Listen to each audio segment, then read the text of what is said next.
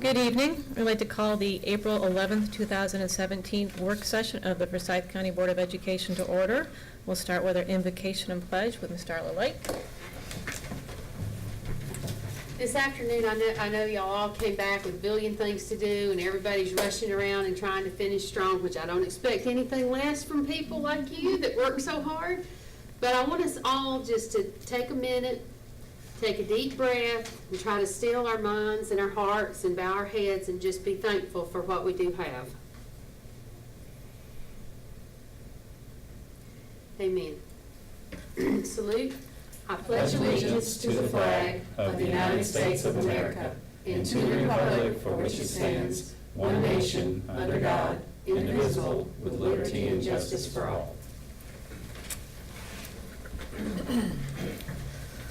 All right, we have before us an agenda. Do I have a motion to approve? So moved. Motion by Tom, second by Nancy. All in favor? Passes unanimously. Next up is presentation and discussion. We have policy revision VIII with Ms. Jennifer Caracciolo.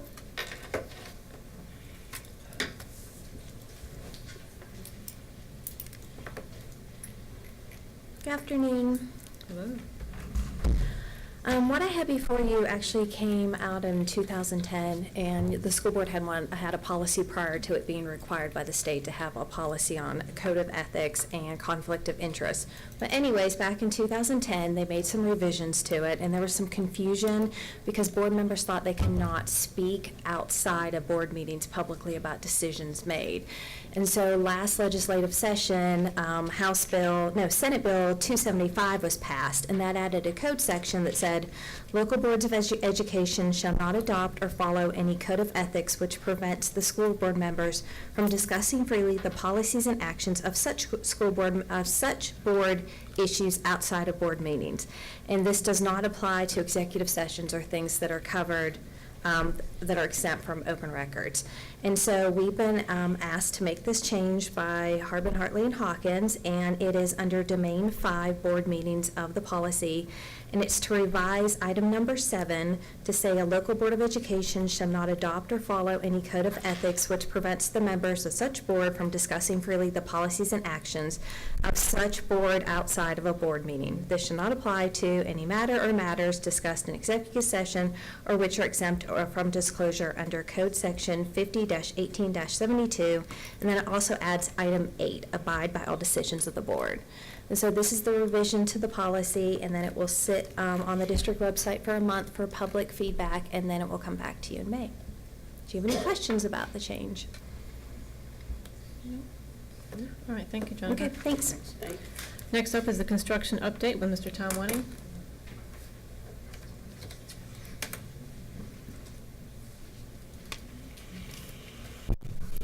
Good afternoon.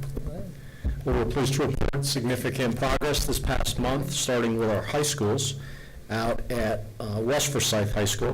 We're pleased that the Performing Arts Center building, which really is comprised of the band, choral, ensemble, as well as the whole restroom addition, similar, if you recall, to Lambert.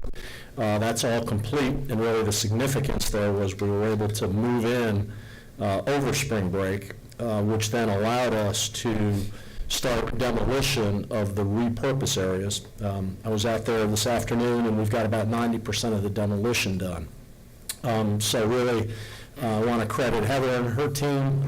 The school went through a lot of work over spring break to get ready so there's no impact to the students, whether it's the move-in to the new or the demolition of the repurpose. So we're really thrilled with the timing and how that came out. Probably should be noted too, in addition, the general contractor, in addition to the performance of the normal budget schedule quality, Cooper is headquartered here in Forsyth, so it's nice to note some local participation and tax dollars staying in our neighborhood. They did a great job, so we're really thrilled with how all of that came out. And they finished that early, allowing the synchronicity of the movements of what I just described all to happen. Moving on to Denmark, this photo was taken a couple weeks ago. Since then, the last remaining open section of slab on grade that you see now has all structural steel erected. We do have our top-out ceremony scheduled for the end of the month, the 28th.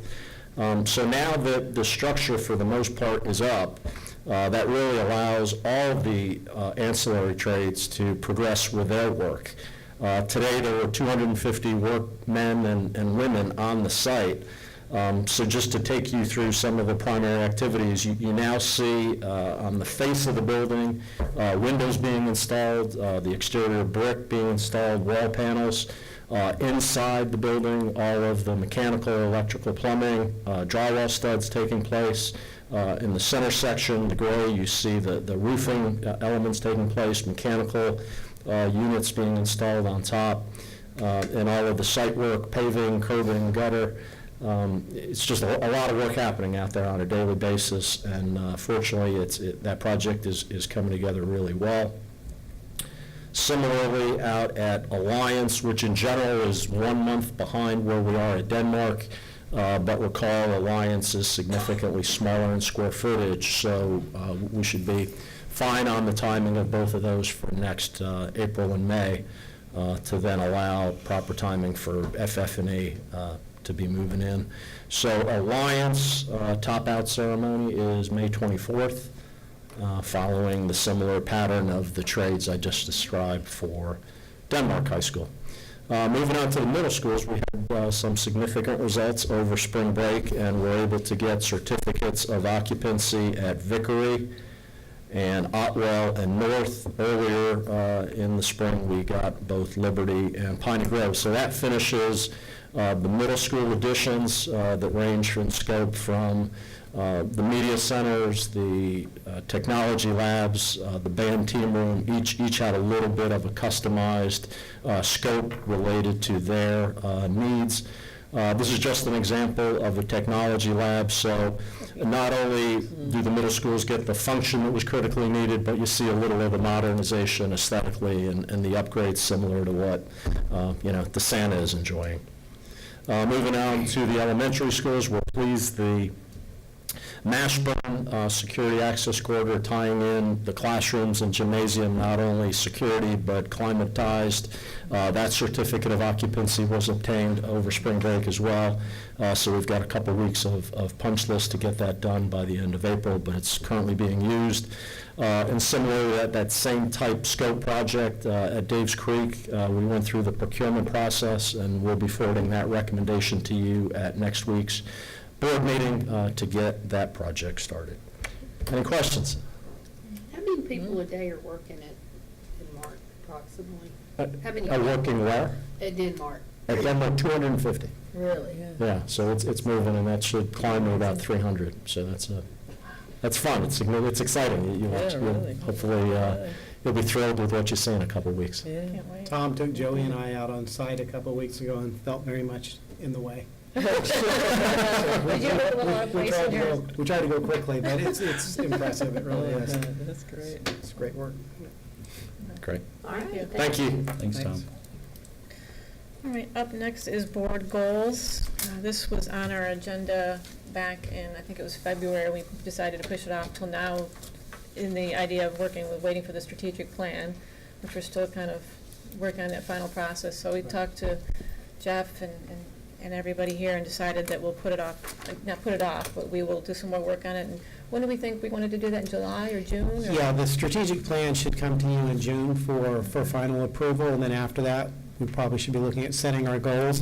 One thing, and I sent you an email today, I don't know if you had a chance to look at it, but we might want to consider condensing those down to maybe just a couple of goals, because what we do with our departments is we try to limit to no more than 2, so that we can be very strategic and intentional in trying to reach those goals. Sometimes when you have so many, they get watered down and convoluted, and you really have a hard time making progress. And not that we have to go with this, but if you looked at what I sent you today, basically if you took 1 and 5, 2, 3, and 4 would really be included in the learner profile, so you could really narrow it down to 2. But I just wanted you to have a chance to look at it and think about it, and then we'll get the strategic plan adopted in June, and then we'll come back and see what you want to do with board goals. We'll definitely look at those, as we had looked at stuff back in February, and we talked to Nancy, and we pulled together some stuff from the last Right. one that we'd already condensed down, so we can Yeah. look at yours. And we talked about, Nancy and I, kind of having some coffee someday and trying to knock out a draft to Yeah. bring to send out to the board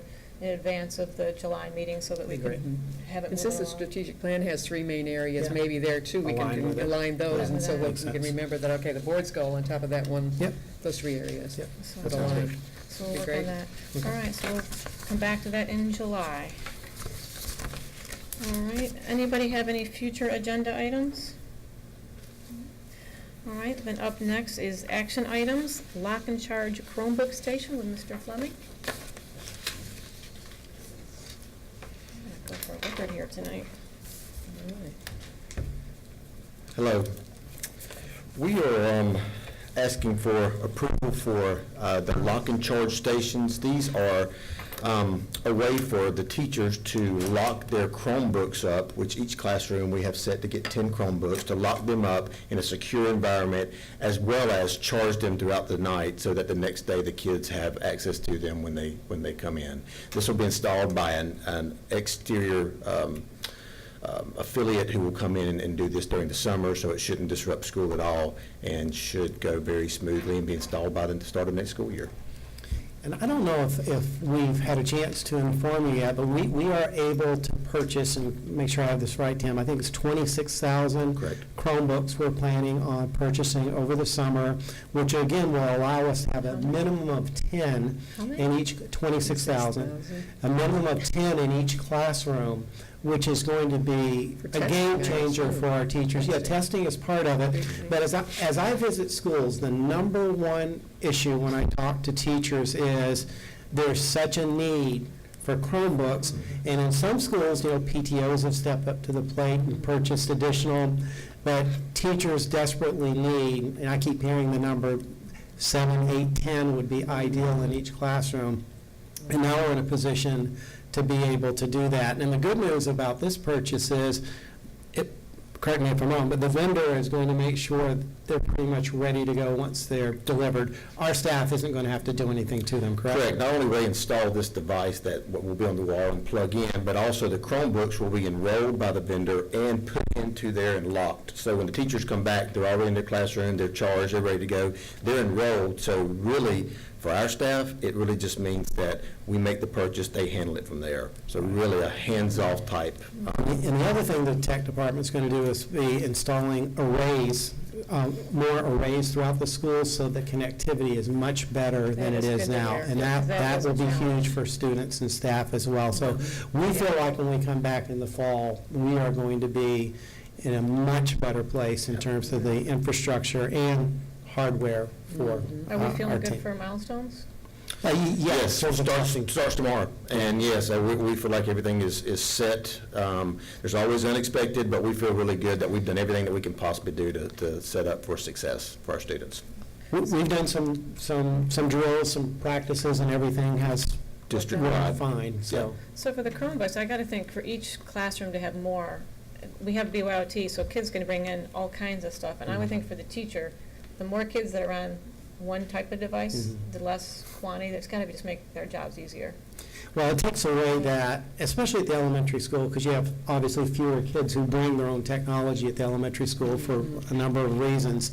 And it really does help kind of level the playing field and enables teachers who are, they do a lot of work in centers, and so it frees up some extra devices. And so it is going to be a game changer. And like I said, that's the number one thing I hear, especially from elementary teachers as I visit classrooms, is we need more devices for students, and we're going to be able to make that happen. Right. One last question, can you talk about the grant that this is, Connections for Classroom grant? Is any? Yes, this was a grant that was written, actually, there was 2 rounds of it. We got the first round about a year ago, and so this is the second round of this. And basically, it was, we were able to purchase through E-rate funds a large amount of switches, and then what wasn't covered by E-rate, the grant was able to cover. So it's about $1 million is what we're getting back. It's huge. Yeah, it was done across the whole state. You had to apply for both round 1, 2, and even some people had round 3. We did not get round 3.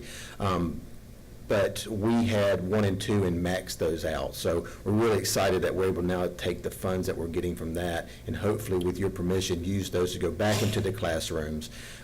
So that will make a huge difference. So, yeah, it's a great way to use the funds. We had to address the infrastructure piece first, which we have done, and we feel very much now that we're able to handle the capacity of we could not have done this without doing the infrastructure Right. first. Yeah. We couldn't have provided all the devices, Yeah. but now we feel like we're in a good place Okay. to make that happen. All right, well, that's very Great. exciting news. Yes. So with that, I'm going to recommend approval. Do we have a motion for approval? So moved. Second. Motion by Darla, second by Tom, all in favor? All right. Thanks, Tim. Appreciate it. All right, we're going for a record here. Next up is executive session for purposes of personnel for the affidavit. I have a motion to go in. So moved? Second. A motion by Nancy, second by Tom, all in favor? That's unanimous.